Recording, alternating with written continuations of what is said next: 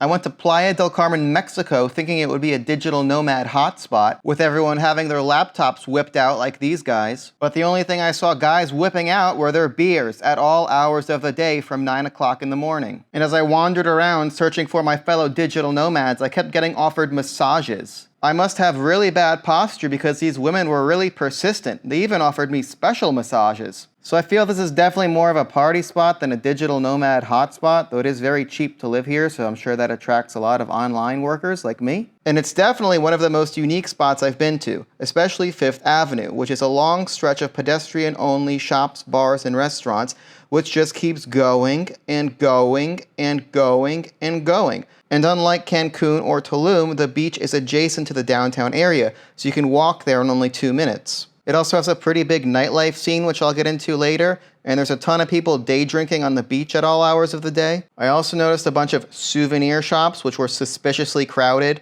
until I realized they're just excuses to sell tequila in the back. They're also not shy about selling steroids or other drugs that you shouldn't be using. I mean, there's so much partying and drinking going on at all hours of the day. I don't know how any digital nomad could live here and still be productive without having an extraordinary amount of self-control, which explains why I kept seeing signs for this service. They like to advertise all these different reasons you may need an IV, but we all know what the real reason is. Even the government can't stop the day drinking. This place was technically suspended, but for some reason was still open and serving alcohol all hours of the day. This place also has a really limited beer selection. I saw this Irish pub thinking I could actually get a Guinness here, but my choices on draft were Dos Equis or Dos Equis Amber. The only place I found that served craft beer was Club de la Cerveza, and it was packed. If you're into this sort of thing, check it out. The people there were really friendly. And there are so many of these bars and restaurants. The supply is definitely much greater than demand, as I rarely saw any one place more than 50% occupied. This place used mannequins to make it seem busier than it actually was. One was even sitting at a table with real people. And this hostess was waiting so long for customers, she eventually turned into a skeleton. The nightlife in Playa del Carmen is really good and compares to Cancun. It's just that you have a lot more options, I feel like. And nearly every bar has live music at night. This guy, Oliver, was the best performer I've ever seen. Not only did he DJ great music, but he played the drums at the same time.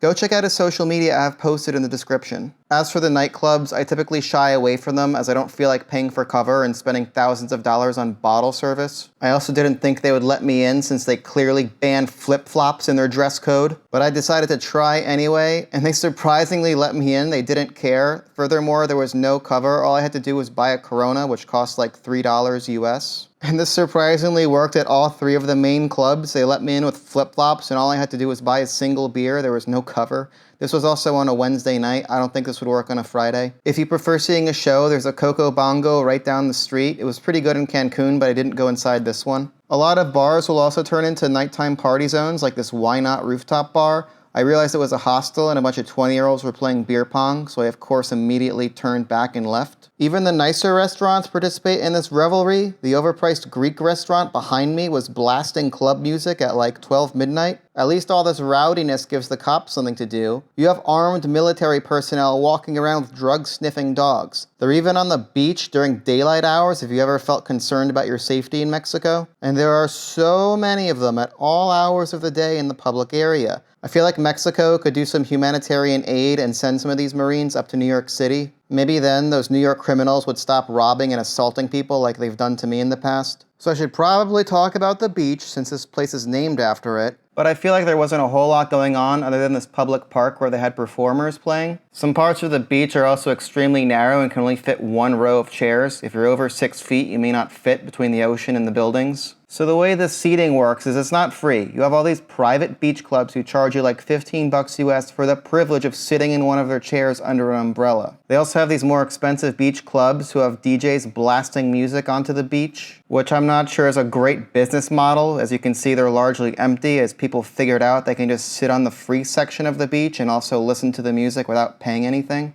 And just like Fifth Avenue, which is only a block away, there are tons of bars and restaurants adjacent to the beach, which is great. So overall, I think Playa del Carmen is a really fun place, and it's very reasonable in price. You could get a beer and a full meal for like $15 US at any restaurant. I'm just not sure how any digital nomad can actually get any work done. There's just so many temptations. Though to be honest, after a few days the novelty wore off and it didn't seem that exciting, but it's still a great place to be, so you have the option of socializing. Anyway, I'm sure I'll be back soon and you should check it out as well. Thanks for watching until the end.